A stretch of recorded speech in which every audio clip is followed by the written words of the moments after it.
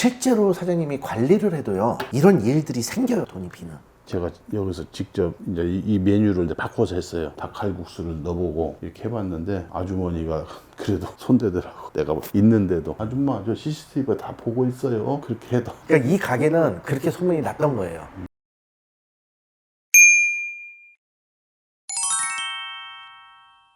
원래 건설 예, 그 업은 지금 하고 있고 여기는 관리자를 내가 시켜서 운영을 쭉 했죠. 여기는 국수집을 오래 했어요. 몇 년이나 하신 거죠? 5년. 매출이 얼마나 나왔나요? 평균 한 2천만 원? 직원도 사장님 안 계시고? 예. 그럼 직원은 몇 분에서 돌리셨던 거예요? 3명씩 있었죠. 적자셨겠는데요? 글쎄요, 뭐 이렇게 번 건 없는 것 같아요. 근데 잘 하려고 했는 건데 관리자들이 그 마음만큼 잘 안 해주더라 이런 것이. 사장님 혹시 요식업은 얼마나 하셨어요? 아니 이제 여기가 처음이었죠. 5년 전에. 이게 월세가 월 얼마죠? 80. 보증금 얼마예요? 보증금 3천. 여기 다 5년 전에 할 때 1억 7천 들어갔어요.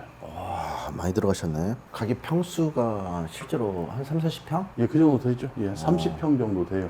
옛날에 주택짜리였는데. 아, 그래서 공사비가 많이 들어가셨구나. 예. 전에 관리자 직원 3명 두실 때, 예. 그러니까 점장이죠, 관리자? 예, 예. 얼마 주셨나요? 월 평균으로 보면 한 400 정도? 그 다음에 나머지 2명은 이제 이게 알바로 이렇게 해서 한 채용해서 200씩, 썼으니까. 200씩 예. 정도 나왔나요? 400 정도 나간 거네요. 그렇겠죠. 그 정도 갔어요. 사장님, 이게 오토 운영, 그러니까 이제 점주님이 안 계시고, 그냥 단순히 맡기는 거는 아, 여기 그때는 내가 일절 관여를 안 했는데 지금은 제가 하고 있는 일도 다 임대를 줬기 때문에 제가 관리할 일이 크게 없어요. 그리고 사무실도 2층이 또 있기 때문에 내가 대부분 시간 여기 있을 거예요. 여기가 지금 주차도 이게 되게 편하잖아요. 그렇죠. 차량 이동량도 네. 많고, 여기 없으면 옆에 다 대도 되는 지역이라. 각 밥집마다 사람들이 꽉꽉 차더라고요. 그거는 결국 어떤 얘기냐 하면 그만큼 여기에 소비자층은 있다는 거예요. 그렇죠. 지금도 이렇게 보면 차 이동량이 어마어마하게 이렇게 많은데 많아요. 차량으로 이동하는 사람들도 다 유동인구예요. 저 차량으로 다니는 사람도 어떤 목적을 갖고 다니지 매일 왔다 갔다 하는 사람들이 거의 7, 80%가 그런 사람들이에요. 저 사람들도 결국은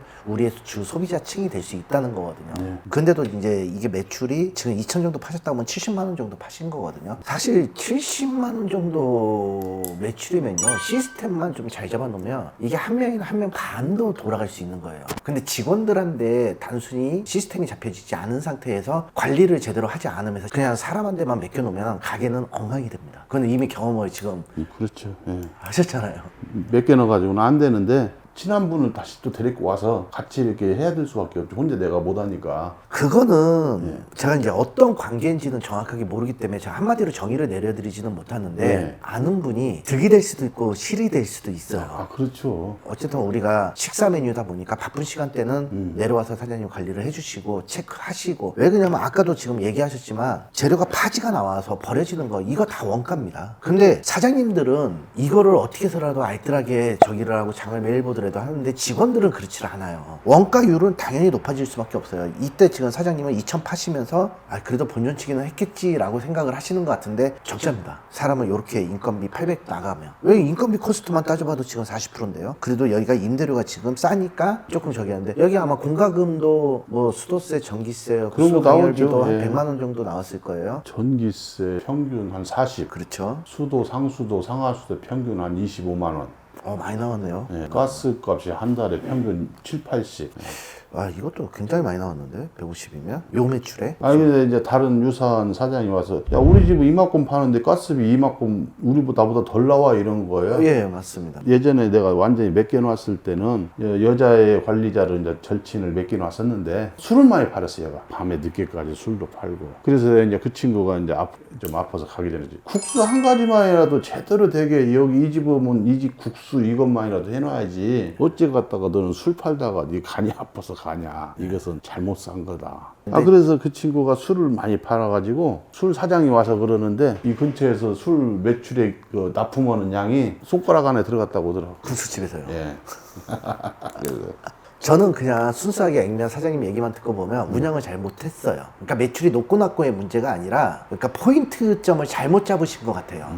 이제 어쩔 수 없이 내가 여기에 그러다 보면 매여 있지 못하다 보니까 인마이 포켓도 많이 일어났을 예. 것이고. 그렇죠. 내가 근 3년 넘게는 객지가 있었어요. 그 관리자가 가니까 이제 어쩔 수 없이 내가 다 정리하고 내려온 우리 사장님 돈 많으신가 봐요. 그게요. 여기다가 어쨌든 거의 2억 가까운 돈을 투자해놓고. 그렇죠. 예. 아까 또 이제 그 초창기에는 막 사람을 많이 돼가지고 또 인건비 또 뭐 상당히 그때 많이 까먹었죠. 이제 사장님은 이게 목도 좋고 좀만 손을 보면 사실은 큰 문제 없이 재창업이 가능하세요. 사장님의 문제점은 운영 방법이에요. 계속 관리자를 주고 지금 운영을 하시려고 생각을 하시거든.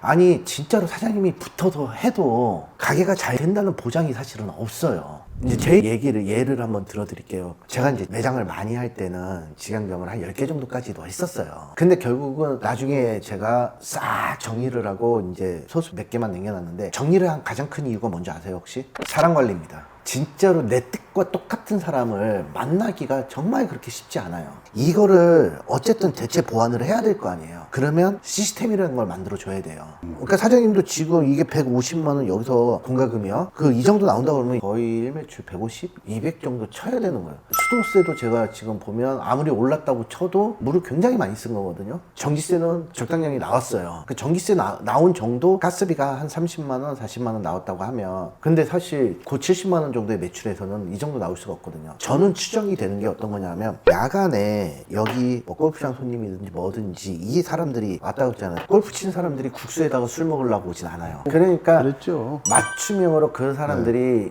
저기 와갖고 하면 뭐 한 팀이 됐든 뭐 두 팀이 됐든 그렇게 해서 받아갖고 그 돈은 아마 좀 뭐 어려움이 있겠죠. 제가 함부로 단정을 할 수 없으니까 이런 부분. 근데 실제로 사장님이 관리를 해도요, 이런 일들이 생겨요. 돈이 비는. 제가 여기서 직접 이제 이 메뉴를 이제 바꿔서 했어요. 닭칼국수를 넣어보고 이렇게 해봤는데 아주머니가 그래도 손대더라고. 내가 뭐 있는데도 아줌마 저 CCTV 다 보고 있어요. 그렇게 해도. 그러니까 이 가게는 그렇게 소문이 났던 거예요. 그때 이 매니저분이 계셨던 그 직원들이 그대로 일을 하신 건가요? 아니면? 그렇지. 그때 그 알바 했던 분이지. 그러면 가게는 통으로 해먹은 거예요. 죄송한 얘기인데, 근데 지금 사장님이 가게에 전적으로 신경을 쓰지 않으면 아무리 좋은 아이템을 갖다 넣든 아무리 뭐 맛있는 음식을 갖다 넣어도 이 전에 했던 상황 똑같이 또 반복될 겁니다. 공감해요.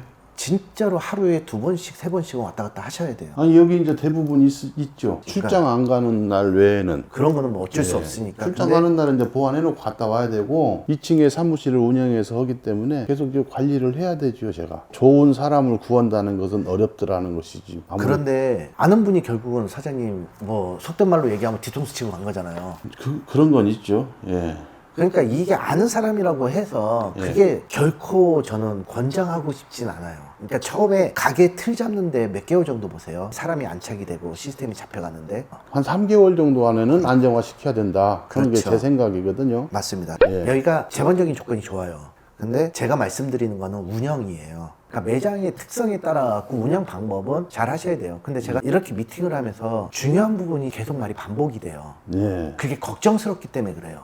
매니저에 400을 주셨다고 하는 게 월급으로 400을 주셨나요? 예, 그렇죠. 평균. 그러면 4대 보험이니 뭐 이런 거는 또 하나도 안 하셨겠네요? 요즘은 또 그런 분들이 와요. 또 사람이 나는 갖다 그거 안 들어줬으면 좋겠다. 그래서 나는 그렇게 하고 싶지 않다. 당신 좀 거기에 맞는 대로 가서 하세요. 그러는데 예전에 알다시피 알바했던 부분들은 또 자기들 뭐 저소득 실업급여? 그런 걸 받기 때문에 그렇게 해서 그러면 이렇게 와서 좀 하세요. 이렇게 얘기는 했는데 나중에 보니까 매출액이 많이 잡혀서 종합소득세를 많이 냈고 그래. 버는 건 적은데 종합소득 엄청 나와서 왜 이렇게 나왔냐 그랬더니 이만큼 벌었지 않냐. 그러니까 증명 자료가 하나도 없으니까. 그래서 그래서 좀- 이 4대 보험 무조건 하셔야 돼요. 예. 그리고 제대로 된 매장에서 제대로 일하시는 분들은요, 예. 4대 보험을 다 해요. 그 당연히 해줘야죠. 해주고 자기 몫은 자기가 들고 내 몫은 내가 예. 들고. 아니 내가 그것에 대해서는 이 건설 관련하면서 정확히 나는 그런 걸 했기 때문에 그렇게 해요. 옛날에는 4대 보험을 다 안 하려고 했었어요.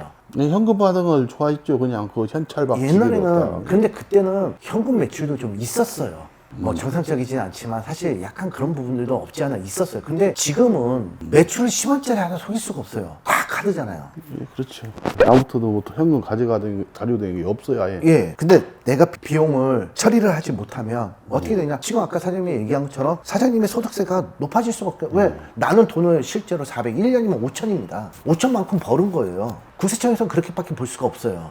사람은 내가 급하다고 해서 쓰시잖아요. 아쉬운 마음에 썼어요. 좋은 사람들, 나와 뜻이 맞는, 아니면 일을 잘할 수 있는, 아니면 뭐 내가 요구하는 조건을 따라올 수 있는 사람은 기다리면 옵니다. 근데 대부분 장사하시는 분들이 급하잖아요, 마음이. 사실은 그때그때 맞춰서 쓰는 예. 뭐 타일이라고 하죠. 예, 급하니까 그럼 면접 보러 왔어. 나 4대보험 안. 그럼 이제 그래 아쉬우니까. 장사하시는 대부분의 사장님들이 이렇게 진행들을 하세요. 그리고 이제 직원들이 와갖고 4대보험하고 정식적으로 너는 이렇게 일을 해야 돼라는 이제 매뉴얼을 제대로 돌아가기 시작을 하면 그 다음에 오는 사람도 당연히 여기는 내가 해야 되는구나 이렇게 생각을 하는데, 만약에 직원이 한 명이 있는데 이 사람이 4대보험을 안 하고 있어요. 그러면 다른 사람이 왔어. 근데 이 사람은 4대보험 해야 된다고 했어. 근데 저희가 저 사람은 안 하는데 나는 해요? 나도 4대보험 안 할래요. 아니면 나 그만두겠습니다. 그럼 사장님은 또 아쉬운 마음에 잡으면서 알았어 그럼 너도 4대보험 하지 마. 아마 이렇게 여태까지 운영을 하셨을 거예요.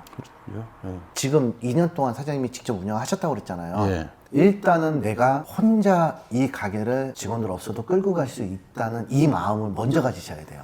조건이 안 맞는 분들, 딱 봐도 이 사람 성실하지 않을 것 같은 사람, 이런 사람들은 사장님이 과감하게 내치셔야 된다는 거예요. 내가 원하는 사람, 내가 원하는 스펙의 사람이 올 때까지 기다린다는 이런 배짱을 갖고 계셔야 돼요. 그러면서 원하는 사람들이 올 때까지 기다려주시는 거 하나. 그 다음에 오토 운영이라도 그냥 믿고 맡기면 안 된다. 그리고 가계부 쓰듯이 예.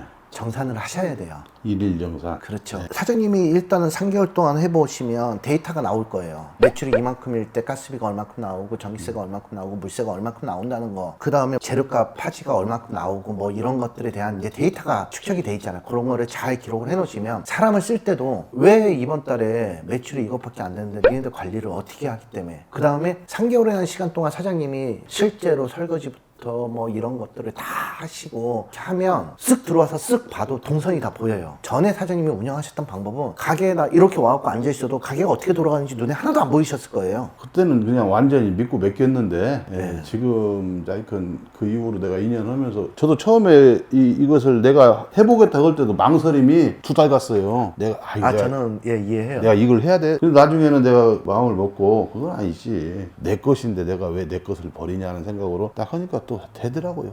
그럼요. 하면 돼요. 예. 처음에 손에다 물 묻히기 어려웠어요. 그 다음에 손이 왜 이렇게 바짝바짝 말라가는지 나는 그거 주부습진인지도 몰랐죠.